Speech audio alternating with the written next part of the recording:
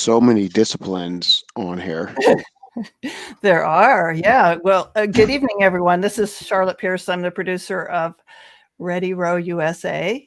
We have recently taken over our own distribution, so we appreciate your following us on YouTube and Twitter and Instagram and all those good places. Ready Row USA, if you take out the little gaps, you should find us. And we have a little noise on the line, but we have some noisy people because they have a lot to say. I'd like to introduce the crew that I have assembled here today. It's our second anniversary, so we're in our 88th episode, and this is not going too well there. Okay, 88th episode. So we started in December 2018, and Mark Wilson will wave his hand because he was on the first episode with me. Hi, and there's Jim Dietz next to him, and they have their supplies for the party. Mm-hmm. And we have, let me get the little lineup here. Jim Dietz, of course, and this is not going well. Tara Morgan is also our former associate producer, and she's now running some of her own productions and doing really good work with Seize the Oar and the Steady State Network. And we have Richard Butler, who's also been on before, and solo Richard. Hi, he's the DEI co-chair for USRowing, and I don't know where Richard gets his energy, but I want some. Anyway, what we're going to do is go around and introduce ourselves with a little bio, and then we'll go around to talk about some other things, our hopes and dreams, what we've been through in 2020, hopes and dreams for rowing. And I also want from each one, I want a gift idea for Christmas or Hanukkah or holiday gift. So I promised the audience that. So that's be thinking, y'all. Okay, so why don't we start with, we do have a little preamble to go. Hold on, you didn't introduce Ryan. Ryan, sorry, Ryan. Come on. Let me solo Ryan. He's hiding behind his beard. Ryan is also a veteran of Ready Row USA and a talented host. And I'm trying to get him back, but he's too busy.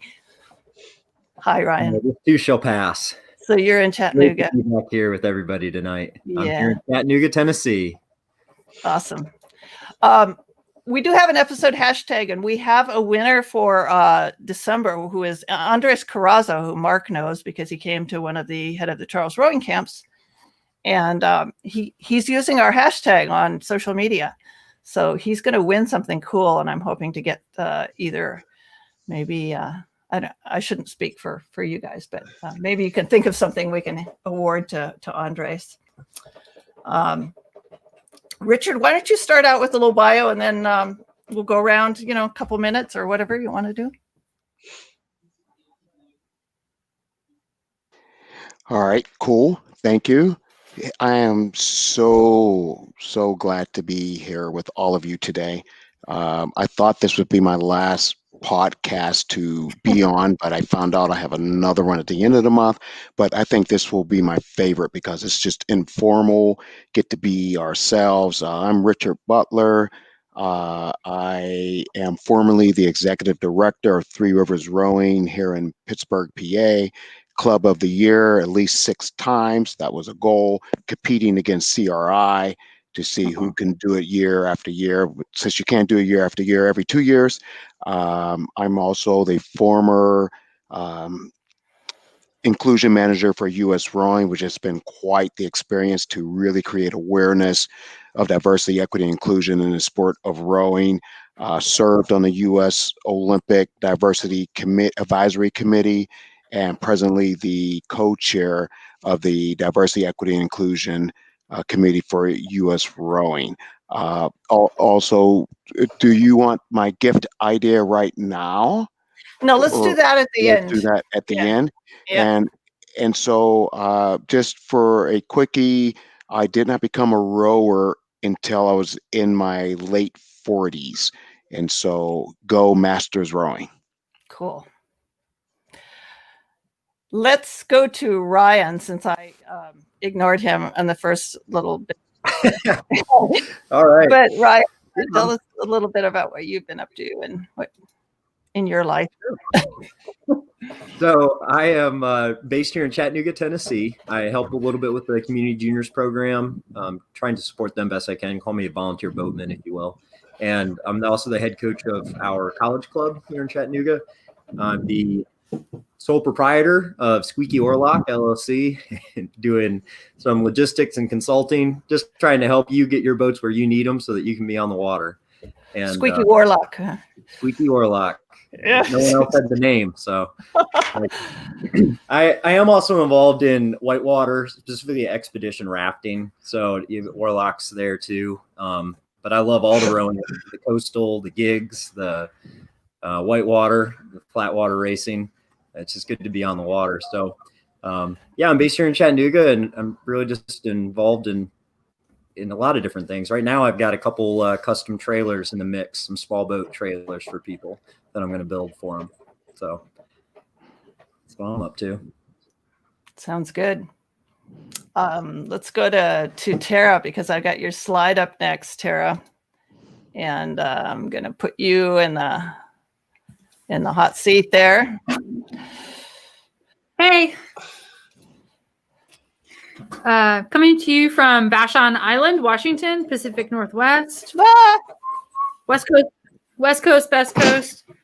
Yeah, so I'm the founder of Seize the Oar Foundation, and I'm also the co-founder of the new Steady State Media Network, and that's what I've been working on this year. Welcome. So thanks for having me. Who else do we have? Is there anyone else in the room? I don't know. Let's see. Let's see if. Oh, we have someone that I recognize. Could be Jim Dietz and his sidekick. That's not Tara Morgan. That's Jim Dietz. How are you guys? So, Jim, do you have any credentials, or I've been around for 56 years rowing, so there's not much I haven't done. All right. I'd like to pick up with what Richard was mentioning. It seems like 2020 has been the year of the Zoom, and I've been on numerous Zoom calls, and this past week, Richard probably knows, US Rowing had a Zoom convention, which, talking to Amanda Krause just yesterday, she said was a booming success. And I think what resonated with our conversation yesterday was how it's going to help diversity and everything else, because I think there were over 900 people on these Zoom calls over the past week or so. And a lot of those people are people that would have been able to afford to go to a national convention. Mm-hmm. I mean, to be honest, the only reason I ever went to the convention was to drink in the bar with the other coaches and people that love rowing. Right, Richard? Yeah, it's all about that. And there will always be that part of the conventions in the future, hopefully. But I think the knowledge that we want to convey to people, whether it's juniors rowing or masters rowing or adaptive rowing or coastal rowing now, I think that's an awesome thing. I want to give a shout out to another Zoom adventure that I've been involved with this past year. And next year, 2021, will be the 50th anniversary of the Head of the Schuylkill Regatta. And what the Head of the Schuylkill is doing right now is trying to compile 50 stories, for 50 years about athletes, coaches, officials, people that have helped with the regattas and made things happen over the 50 years. And it's really an exciting thing to be part of. We had a Zoom call for a renowned coach of the Undine Boat Club, Jim Barker, last week. 97 people were on that call, and it's helping people to connect. And I think that's an exciting thing. The next one we're going to be doing, Charlotte, you might be interested in. It's for the 1967 Women's 8 from the Philadelphia Girls Club, which was the first American entry in any international event ever. And these were gals that had to go out and buy their own uniforms and sew their own USAs on, and but that was the start of getting women involved. And from 67 going up to 76, when we had our first women's Olympic team, that was a monumental thing, and those women were trailblazers. So that's awesome. When it comes to rowing, there's always some interesting things going on. And I guess everybody knows that you are formerly the women's coach at UMass Amherst, but I don't think you mentioned that, but you've recently retired, I guess. Only 24 years, yeah. So. I ran into someone Samantha Wonderland at USRowing. Yeah. She said, "Oh yeah, I was, he was my coach." So, Mark, are you gonna squeak at something about something? Sure, I'll join in. I think 2020 has been really a year of opportunistics. I think the thing with what I've seen is that people who want to row, people who want to be involved in our sport, people who want to get outside, they found a ways to do that. And I think that's absolutely fantastic. I think I applaud every single person that's been out rowing and erging obviously as well. But I think people that are staying active, having fun, meeting new people via Zoom or other virtual events, and just being able to stay active, I want to applaud every person that's out there doing that sort of thing. And that goes with the coaches as well as the athletes themselves. So, we're doing rowing camps down here in Florida. We started yesterday, actually, and, everything's in singles, and everybody's outside doing what we're supposed to be doing. And yes, we live in Florida, and yes, it's open, and we don't have whatever going on, but we're outside, and I think that's a big part of what rowing is all about. And so I would just keep encouraging people to find ways to be outside, enjoy the sport, be responsible, but do what you do, and I think everybody that's involved with the sport at some level is resourceful, energetic, and trying to be as absolutely positive as possible. And I can't applaud everybody any more than that. Charlotte, I have to put in a 2 cents here. Yes. All right. I was reading Row 2K. I read it 5 times a day. The New York Times. Every day I have to read it. But they have a section in there about college coaches, and what have you learned from your COVID experience that you might carry on in the future?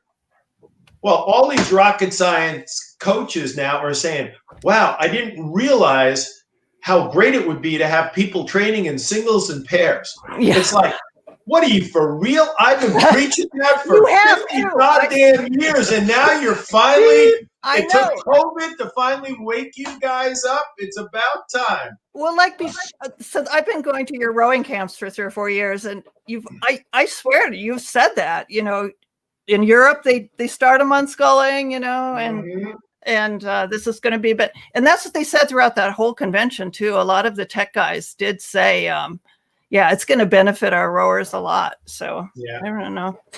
Mark, you and Jim met at Coast Guard Academy. You kind of skipped your bio, but that's okay. Yeah, my bio is pretty pointless. That's okay, but you met 25 years ago or 35 years ago, or what is it? It's more like 35. Yeah.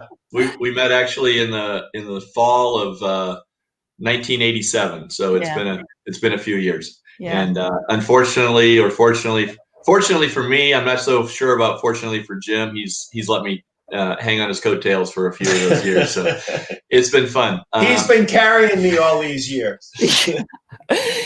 I went off and did a little bit of rowing under Jim, and then went and coached with Jim after a stint in the business world, and started my full-time coaching career under Jim in 1997 or 98 at University of Massachusetts.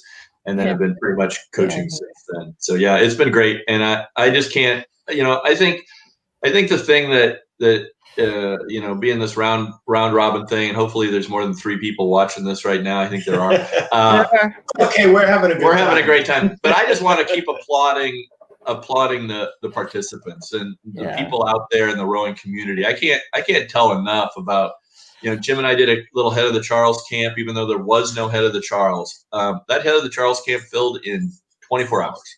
And 12 people. Yeah, I was there. It was fantastic, and everybody wants to row. Everybody wants to do stuff. And I think that every person on this panel is seeing that. They're realizing that, seeing that, living that. And I can't wait to hear what Tara has to say, because I love Tara. Good job. And it worked out really well because, we were all outside and everything. But the thing I liked about, and everybody said about you guys, is that it doesn't, I'm an old lady, it doesn't matter who you are.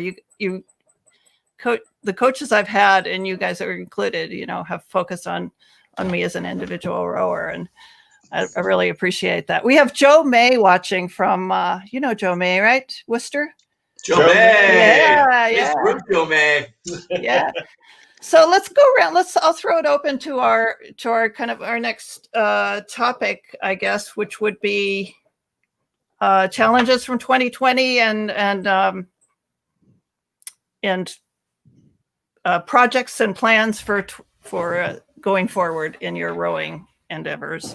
Ryan, why don't you take it? Or yeah, I want to jump on that. Yeah. One of the things that came out of COVID, a lot of innovation is coming out of this for a lot of different people with different access issues. And one of the things that I ran into is a pretty good handful of folks who were sweep rowers or teamboat rowers. And there's nothing wrong with that. Adults especially will just pigeonhole themselves in that because that's what they like. But then you start missing the water. And so then your boathouse is closed. So then you got to figure out how to get out there. And there's a lot of good options. Coastal, I'll say all day, coastal boats are great no matter where you are. But I've also got a pitch oarboard. That's been a system that we got in Chattanooga for the club team. Put them on some old fiberglass paddle boards that were basically in the trash pile. And that's kept those club members on the water all season. Okay, so you're talking about oarboard. So that's the sliding rigger? Yeah, so it's a hand assembly, wing nuts only, no tools required, plastic frame, sliding rigger system, and it straps on the board. It's non-obtrusive. When you take it back off, the paddleboard is still your paddleboard. And so you've got a price point that's pretty affordable because you can have, depending on what you spend on your paddleboard, for a couple $1,000s, you've got oars, a rowing station, riggers, and your board. And a couple different people make those. Wintech makes a board that has a rowing station on it. But oarboard, you feel like they got enough a good rowing experience, or was there? Like when you're looking at it as a coach who wants those, all fall, the plan was to go race, in April, which I'm trying to be optimistic about, but it's going to be challenging, especially for the colleges to sort out a spring season. You're not taking a stroke in a racing shell, but that's one of the things that's so awesome about the coastal boats is when you're in a coastal boat on dead flat water, you're taking a rowing stroke and you're learning how to really move a shell. Another thing though that came out of the year, I've been trying to help develop a little more of this niche for myself in the rowing world that is, if you will, recession proof, because one of the things that everybody does in the in non-COVID is get on the water. So, and how do you get your equipment there? So it's small boats. Again, like the paddle boards, that's, it's also a 10.5 foot long boat. So everybody's car can take the roof, no problem. That's about that. Sorry. Moving away from the season, people are sitting in the snow right now, getting ready to look at frozen water, go south. Whether you're going for a full camp or you just need to go get some meters in for a long weekend. Maybe I'll just hit the road in my car. I'm a little nervous about flying, but I know Mark isn't. But I'm going to turn to Tara next because she's got to catch a ferry boat out of Vashon Island. So I muted you because your keyboard was a little loud. Hey. So, hi, thanks for having me. I live on a little island and I have a appointment in town, as we call Seattle, is in town. So I need to catch the boat. But hey, so 2020, I I had a lot of great experiences in 2020, as isolating as it was. Sitting in the para rowing sphere, there was a lot of challenges in how do we not be gatekeepers, and how do we get people on the water, or how do we stay connected?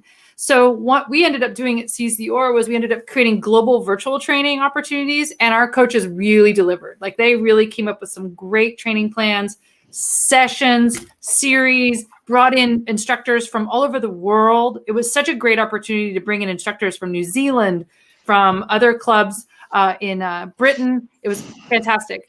So the other thing that we did was we shifted into our thought leadership. So we shifted away from outreach. Obviously, we couldn't do a lot of outreach, but we shifted into thought leadership. And we started a series called the Para Rowing Global Meetup. And now we have a list of over 250 para professionals from around the globe. We have Kenya, we have Germany, we have Britain, we have people's opinions and minds coming together. And we just did the last of the series yesterday. And we had a really great showing of people just sharing their challenges and what's going forward in the parasphere, because no one was talking about it. So we felt like we wanted to take that ball. And now we're starting in January as a leader, trying to be the thought leaders with that, and doing things like strategic planning and fundraising for para, and kind of going into those directions. And then the other thing was I met Rachel Friedman from RowSource online on a Facebook group, and reached out to her, and we ended up starting a whole company together called the Steady State Media Network. And we are reframing the narrative about rowing, and we're trying to tell the rower's perspective from the real life rower perspective. And we're doing that through a podcast, website, and we're actually going to publish a print magazine next year. So it's been kind of a crazy year for me. Your presentation at US Rowing was fantastic too. Thank you. Yeah, that was an interesting experience because, I was asked 2 weeks before the convention to do that presentation. So it was very quick, not surprising, right? Yeah, right. But I did the LGBTQIA plus intersection and inclusion session, and I just was blown away by the feedback that we've gotten from that group. I collected a group that I thought would be really dynamic and diverse. And that Leah Miranda was amazing. Yeah, we had some hard topics, some hard words, and we definitely want that to keep going. So we're really encouraging people, if they want to reach out to us. That group is actually really cool, and we would love to keep going. Yeah. And then the last thing I wanted to talk about was that US Rowing Convention was not affordable and was not made available financially for a whole pass at a cost that was much different than being in person. And we thought that was not okay. So we offered 8 scholarships by partnering with Concept 2 and iCrew and Science of Rowing. And we made it possible for some really great fresh perspectives to be there. So we're really, with Steady State did that. So I'm really stoked. It was nice to meet them at your happy hour. I'm glad I did by. That's it for me. Thank you. You have a gift idea. Oh, there's a little gadget that's super overpriced, but it's kind of a cool idea. It's in Kickstarter phase, and it's called the Erg Remote, and it attaches to the middle of your Erg handle. And with your thumbs, you can change your music. So you don't actually have to get off the erg. You can actually just change it with your thumbs. It's kind of. I love it. We're going to put that in the show notes. Yeah. Send me the link if you can. It's called Erg Remote. Anyway, thank you for that. Thank you, Tara. Thank you for coming by. Yeah. Well, I'll hang out till I have to go. Okay, good. Tara, thank you for that. You bet, Richard. It's good to see you. Who wants to go next? Richard, you haven't. Sure. Yeah. So I'm a big fan of, if you take space, make space. And so when I'm on these type of podcasts, I tend to just give the space. I've been around not as long as Jim, not as long as Mark, but long enough. And so maybe it's time for us to hear new voices in this space. But for 2020, I felt that, so it was only 1 year since I was the inclusion manager that was not part of the convention. And this year I was allowed to be a part of the convention as a non-employee. And we made a intentional effort to normalize diversity, equity, inclusion within all sessions, not just a diversity, equity, inclusion track, but all sessions. And I was super impressed. And Charlotte, thank you for being a sponsor, and Tara for your piece, and Jim for your piece. And we just really we are on to something. And so I'm just so grateful for that. And I've been in this space of trying to create there's my phone. I've been in this space. I've been in this space of trying to create awareness for all Americans in this sport. And for the first time in 2020, I think we got all rowers' attention in this sport. Yeah. And let's not talk about the elephant in the room. Is that I'm in this conversation with you because when Mr. George Floyd was murdered, all of America was able to see America, and U.S. Rowing was called to the carpet, and U.S. Rowing did not act immediately, but got it together, and I applaud U.S. Rowing for that. And so out of all of that, what happened for me is I've been having these no small talk conversations across America and even into Canada. And it's just a conversation that we have not had. It's historical facts, it's personal storytelling, it's just let's find the common ground of who we are, not only as rowers, but just as human beings. And so I've just recently launched, I've trained over 700 people in the last 3 months in this conversation.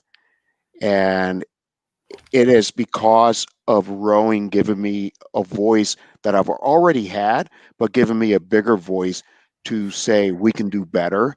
And so some of the initiatives that has happened, just rowing specific with me, is because of Arshay's movie, I was able to come up with a Rowing for Justice program here in Pittsburgh, and potentially Trenton, New Jersey, and potentially Buffalo, New York, where we have police officers ready to learn to row along with community leaders, not the youth, because police officers and youth in the under-resourced communities is still a really hard thing to do.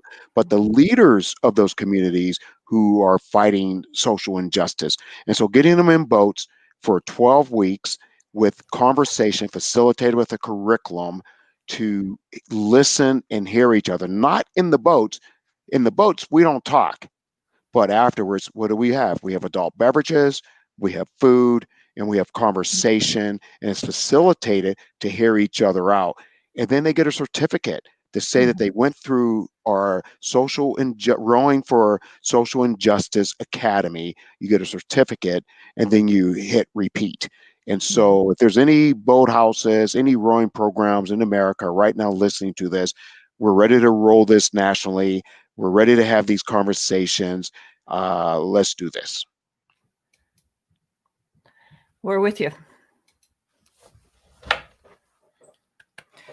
Do you have a gadget? Oh, yes, people. I get sent stuff for some reason for free, but this one I bought. On the bottom of my bottle, there's a little squirrel on an erg. And Jim mentioned every category except indoor rowing. And you know what? Indoor rowing is the most accessible. It's adaptable. Let me get it's that inclusive. But this is from Slow Gin Fizz on the bottom. You got it.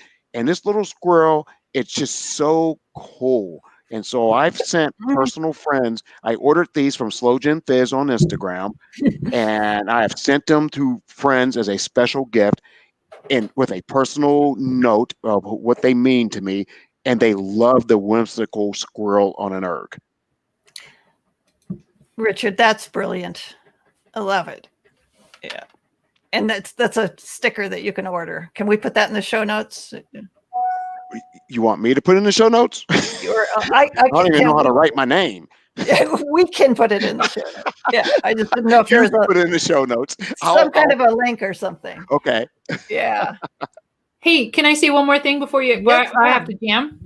So one of the things that's really a glaring issue in the para rowing sphere is the anemic pipeline for athletes in the masters realm and the juniors realm, as well as the anemic coaching pipeline. Bringing new coaches on and taking someone from being what I call the WMV, the well-meaning volunteer, who's coaching para, and elevating them with confidence and skills. And so what CCOR is doing is we're developing the not the first, obviously, British rowing has done it and Australia has done it and everybody else has done it, but an adaptive rowing coaching certification. And so we'll be doing that in 2021. So stay tuned. Thank you. Yes. Thank you. Yes. Thanks. Mark and Jim, you all want to talk a little bit about your plans for the next year and a wonderful gift that people can buy for the holidays for their rower in their life?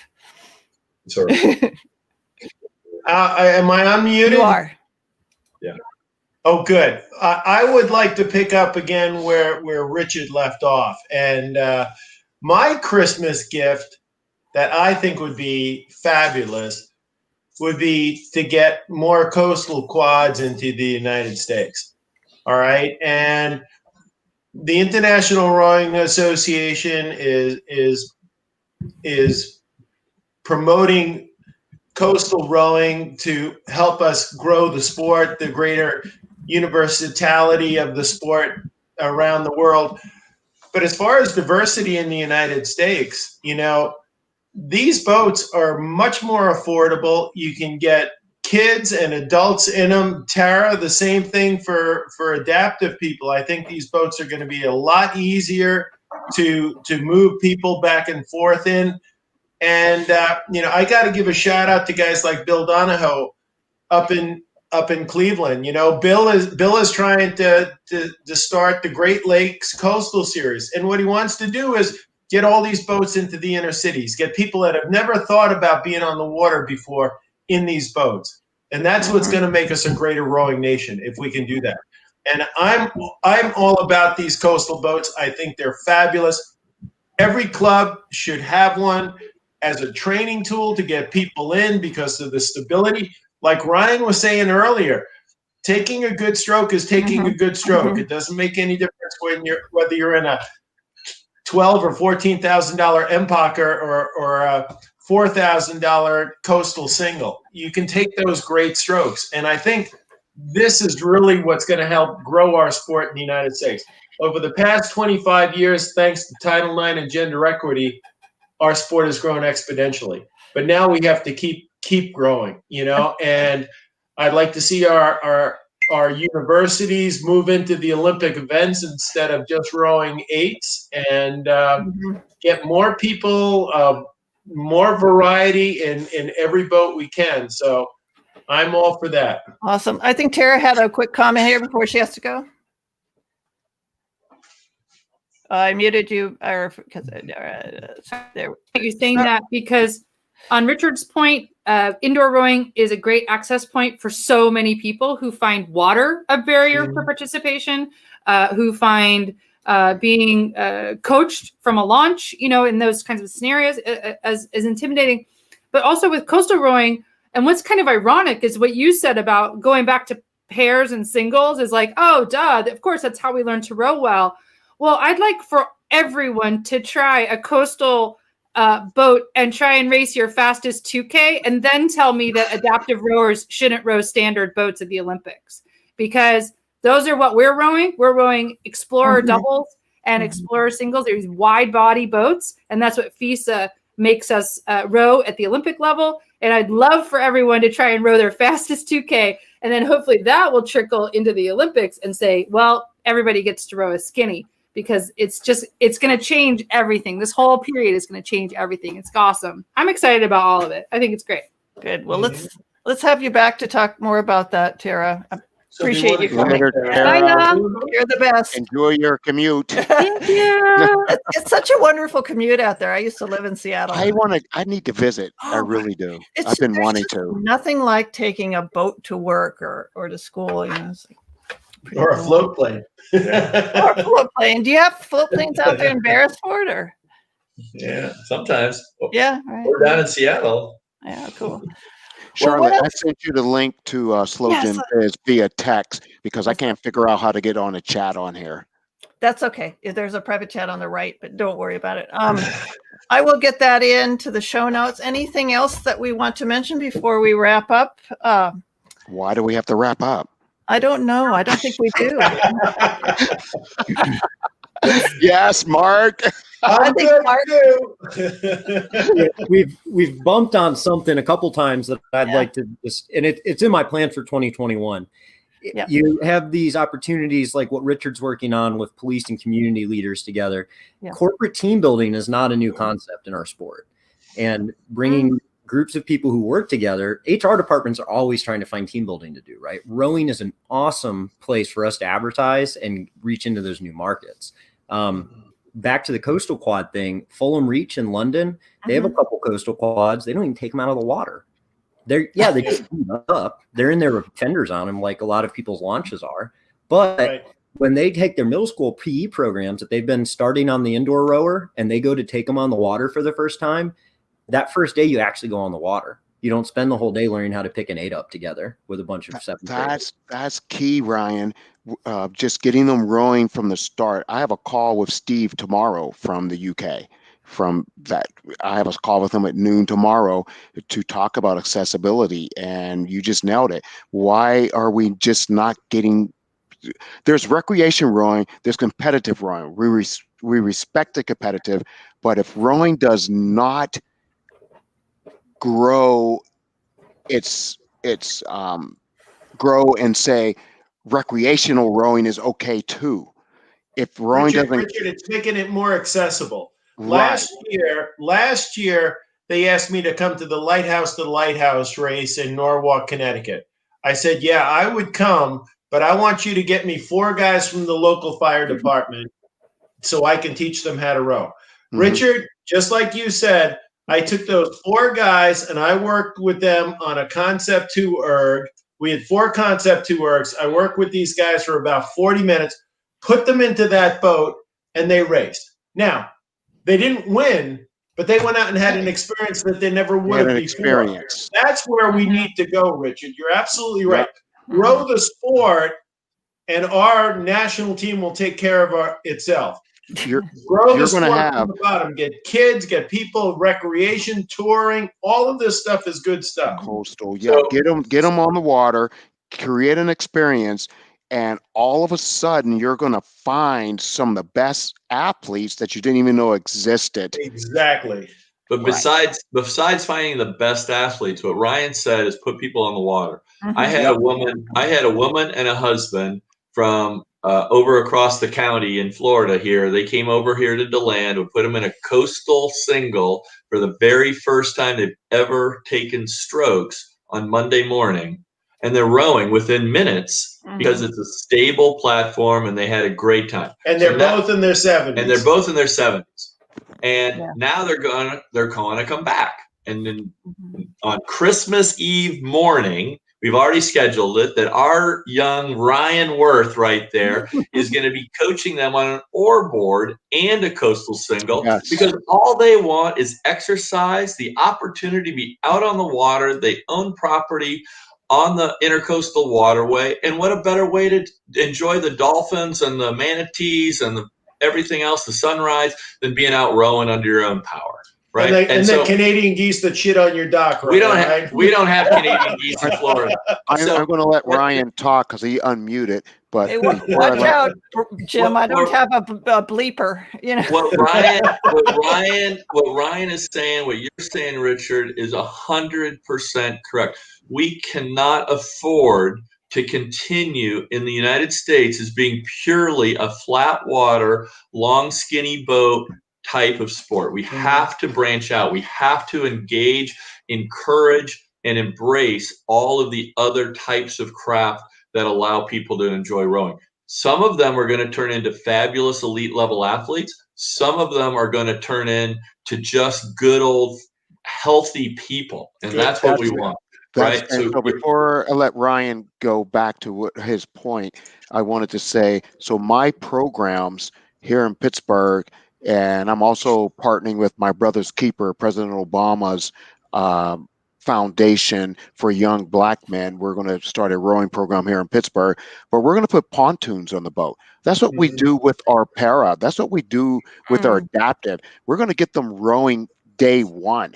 So they don't get all discouraged if they flip don't in. get discouraged because they can't even get out of the docks. So go, Ryan. Oh, sure. Can I show you all something? Oh gosh.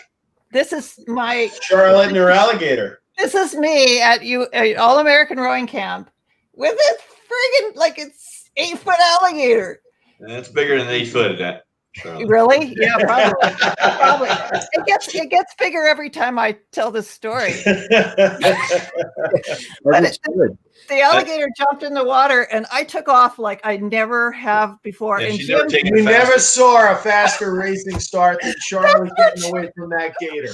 That was the highest compliment I got from Jim Dietz. I think I took that picture. You did. Yeah. I think what Richard is saying though is really, really great. And what Ryan is saying and what we've been saying is that it doesn't just have to be the skinny boat with pontoons. It can be from day one, the gig, right? Jim, the old man sitting next to me, started rowing in a gig, right? It didn't weigh 28 pounds. It weighed a whole lot more. The coastal single, these other boat types that are out there are available. They're affordable. Clubs ought to invest in them because that's how you can put somebody in an appropriate boat that they train in, actually learn how to row, actually take really, really good strokes without the need even to adapt something to pontoons. Pontoons have their purpose. Of course they do. And for certainly they have opportunities to exchange equipment that you already have. I 100% agree, 100%. But adding that gig, adding that coastal, adding those other boat types to the fleet, that really will really make it exciting. And then the waterways become more accessible to more people, and you don't have to worry so much about the perfect water conditions. We all see them every single day on Instagram and wherever else, Twitter and whatever, those perfect flat water days. You know what I'm looking forward to is the not so flat water day and going out in the coastal or the gig or the touring quad and enjoying those opportunities. So there's a lot more to rowing in the United States than what we've seen. And that's where this group and others that are watching and embracing this need to keep seeing the opportunities to expand the sport. That's what Ryan, I hope, is talking to. I'm going to let Ryan, I'm turning it back to Ryan. Thanks. Ryan, take it away, Ryan. Exactly it. We've got so many ways to grow. We've got ways to grow in whom is being included in the sport, what kind of boats they're rowing in, but also what waterways we're rowing on. And we get away from having our racing single, and you can spend your whole life rowing new waterways in a racing single, but you can also, within a 100-mile radius of your house, probably spend your whole life exploring all the creeks and everything else on a paddleboard with a rowing station on top of it. You're still rowing, coastal singles too, whatever, and I love what Mark's saying about boathouses. Yeah, most boathouses are full of 8s. So yeah, Richard, put some adaptive pontoons on those things, and they're a pretty dang stable platform. And I think as we start to get away from 2020, the year of COVID and the year of all these different adaptations, team boats are going to be really popular in 2021 as we're able to all get back into things together. I know some people are, but a lot of people aren't. And man, that's going to be exciting. But yeah, coastal quads and just exploring. Gift idea that's maybe not traditionally rowing. I actually bought myself one of these puppies. It's on the walls from Muir Way, Murir, named after John Muir. That is a paint print of the waterways of national parks. Yeah. They do those maps, and they're a print off of a laminate block that they carved, and it's just the rivers of the United States, which when you look at just that is really cool. And I think that's one of the things that obviously the water is what connects us as rowers, unless you're an indoor rower. And so this is my other gift idea. The hydro has been talked about on the show before. I think a lot of people in the sport have seen it. That is an awesome platform for taking rowing at home. Price point is a barrier for a lot of people, for sure. Echelon has a product that does not have rowing on the water. It just got instructors in a gym, but their machine is only about $1,000. So it's, if you're like an exerciser and it's not for rowing training, then maybe the echelon machine is a good fit, because then you got other instructors. That's just exercise for motivation or motivation. I have a hydro, and it's tremendously motivating.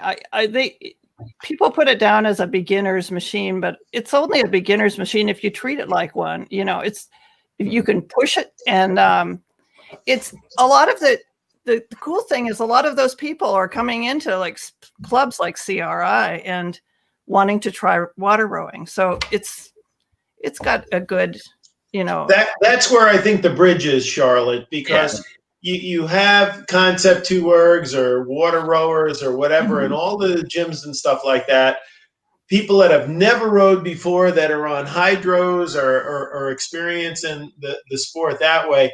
Well, what's the next step, right? And the next step might not be your traditional skinny rowing boats. I mean, what I'm enjoying is going off to the Blackburn Challenge, where people are going 25 plus miles around Cape Ann in Gloucester, and they're on paddle boards, they're on rowing shells, they're in old surf skis, old pulling boats, and whatever. There's diversity, and all those people get together, and this is the best part. You pull into a beach. Yeah. There's a tent, there's a barbecue, there's a band, and there's beer, and everybody gets along because everybody's sharing in that experience. And I think sharing our experience and growing our sport more through having an open mind about all these different boat classes is going to help us. The bottom line is getting kids in a boat, teaching them to be independent and good citizens, and all of the good stuff that we know that this sport brings to people. Well, there's where you're changing the world in a boat.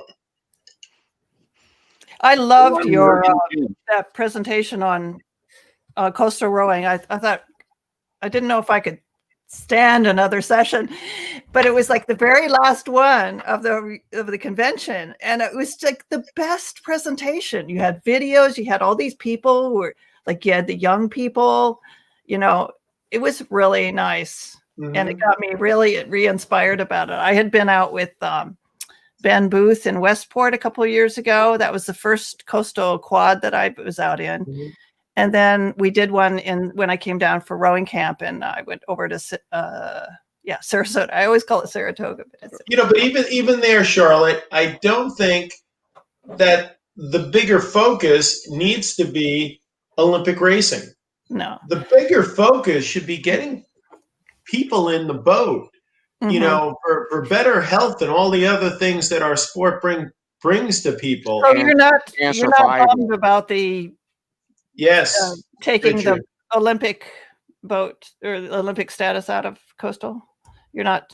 No. I don't care about that, but I don't think. In fact, I've been talking to manufacturers, and they're saying, well, we're going to do this with the skeg or do that with the skeg. And so, why do you want to do that with the skeg? Well, because for a racing boat, it would be better, but for a touring boat, it might be terrible. You're going to be busting those skegs and stuff like that. Everybody's thinking towards the top of the pyramid. I say, think to the bottom of the pyramid. Look, get boats that people can afford, that you can get people in, and the top will take care of itself. Sorry, I didn't mean to interrupt you, Richard. No, that's fine. There again, make space and take space. So what Jim is saying, we here in Pittsburgh had a huge, and I competed in dragon boating, and the access to all Americans to the sport of dragon boating reminds me of what coastal rowing can be. It's that safety of this big hulking thing. Now you can get 20 people paddling together in national championships at speeds that you would never imagine, lifting a 500-pound boat out of the water with those paddling.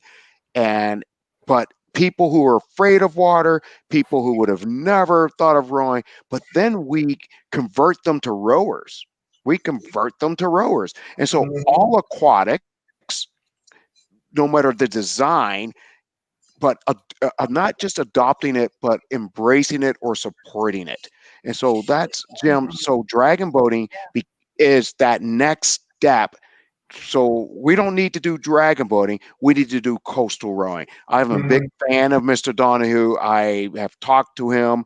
If we can find the demographics that I'm most interested in, communities that are underrepresented in our sport, that are near coastal waters, that I'm 100% going to help recruit and get people in those boats, because that's the accessibility. And then we'll find that exceptional athlete in those boats to say, try the skinny boat, because you're strong as an ox. Yeah.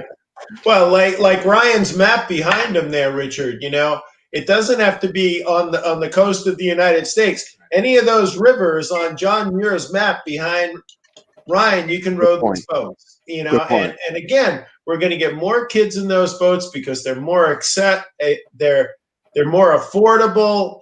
They'll last long before we're all gone, and you can be safe and get kids out and get them in the outdoors, and that's what's going to be good. So I'm just putting up the contact information, and I'm going to give you all a chance to give one more burning question as we go out, or comment, burning desire. This group won. What's that? This group won. Yeah, right, Richard. Well, I was really scared that Jim was going to go off on one of his yarns, but I've got the hammer. Got the hammer.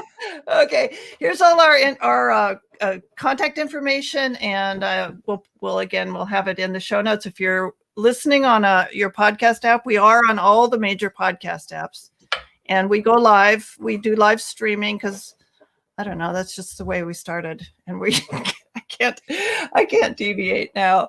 But I use the StreamYard live streaming platform, and we go to 8 different destinations potentially. We're actually going to LinkedIn, Facebook, and 3 YouTube channels right now. But look for us on those podcasts, and please subscribe. You know, that helps a lot. It helps to get the word out about important stuff that we're talking about here with these folks. Tara Morgan she's gone to her ferry boat, but Ryan Worth at down in Chattanooga, Mark and Jim. I guess you guys, you're technically in Florida right now, but Florida now, very much technically.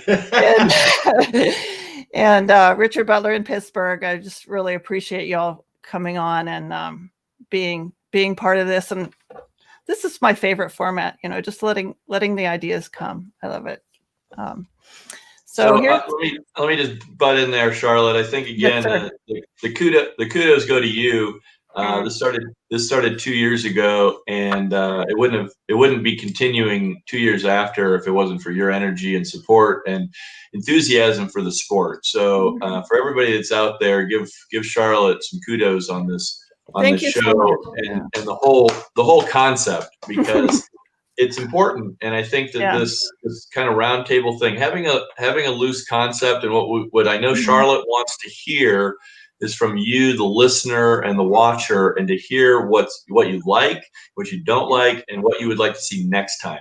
The most important thing for any podcast is to have viewership, listenership, and you get more listeners by doing what the people want to hear. So Charlotte is very much open to that. The rowing community is open to that, and we want to continue to expand the sport, and that's what events and shows and programs like this do. But it needs your help. So thank you, Charlotte, and thank you to everybody that's listening and watching right now. And please pass the word, because all of these things are archived, like Charlotte said, and they can be listened to well past today. So thank you, Charlotte. Thanks for you're welcome, and thank you for, I mean, all you guys and everyone I've encountered in the sport since I started at the age of 56, 8 years ago. I went to the University of Washington. I never knew about rowing, never even thought about rowing. I went by the football club or, stadium a couple times. That's about hanging out with the football boys. But, you know, Rowers are way better. it's just like, it's become a huge part of my life, you know, and you're like getting involved in the convention and supporting the diversity and inclusion. That's just super exciting. And you guys and your individual attention to rowers, no matter what their level, it's all part of the piece. And again, as an older athlete, the low impact sports are the good ones. So anyway, we, like Mark said, we really want to hear about your clubs. And I don't know what I can do to get people to use our forum, but I will put out any news that you have at your club. Doesn't matter how big or how small, or if you hired somebody, or if you built a boathouse, or if you're, you know, on the riverbank with 6 singles. I love to get those little snapshots of rowing around the country. So there's that. And then, of course, our gadgets and gear. We do a feature about 4 times a year on gadgets and gear. And thank you all for your suggestions for gear, for gifts for this holiday season. And we got 4 minutes till we get to the top of the hour. Anything else you want to You know, Charlotte, it just in this hour that we spent here, we're all on the same page as far as, you know, trying to grow the sport. And and there is that segment of the sport that doesn't want to see it change, you know, and you really need to be persistent and go out there and just help support these people, you know, and support these programs and get it growing, because it is changing. You know, again, I've been involved in rowing here in the United States for 56 years, and it's changed tremendously, and it keeps changing for the better. And if you have the right intentions and you keep drawing people in and trying to find out the little things from club to club as to what's working and what's not, we are going to change the sport, and it's only going to make it better. It's only going to make it better. Yeah, and you show people how much fun you're having, and they want to do it too. You know, it's changed my life. You know, I feel like so healthy and so, you know, able to do physical things, and it's mental too. So, Richard, did you have a little? Sure, but Ryan unmuted before me, so I'm going to yield to him. Oh, I'm sorry. Yeah, I didn't know. I will bring it. Maybe I'll bring it home. Richard can bring it home. Richard close us out. No, it's definitely a pleasure to be here, and I guess I'd just like to leave with maybe a kind of a call to action for folks that do love the sport and are in it as a participant, to maybe find another way where they can help be an advocate. You know, there's, depending on your club environment, or maybe you're an independent rower or whatever, there are things to do.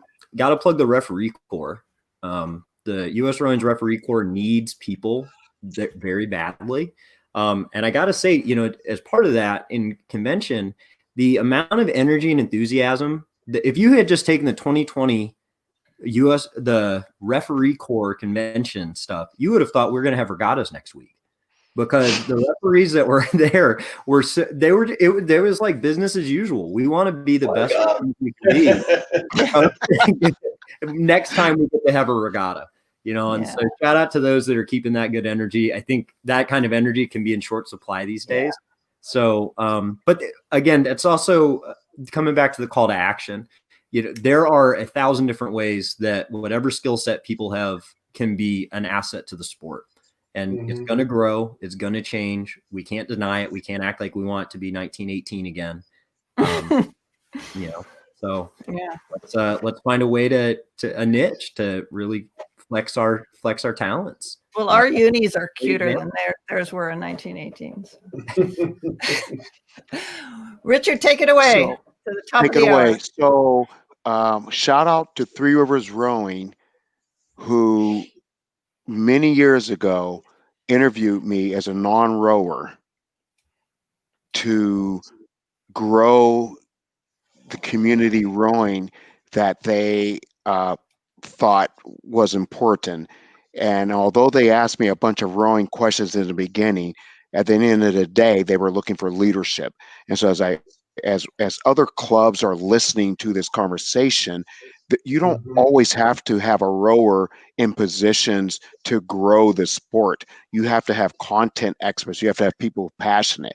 I Yeah. became passionate about rowing once I got on the water. Um, and and I will always evangelize this fact that being on the water, there's nothing like it. But as a sport, for us to thrive and for us to grow, I'm going to leave you with this: the future you will determine the future us. Mm, that's cool. That's a great thought. Well, you guys are the best. I really appreciate you doing this, and we'll reconvene next year for the 3rd anniversary, and hopefully, like, I appreciate just what else can I say? I just love talking to you and getting excited about the sport. So let's do this. Right on. All right.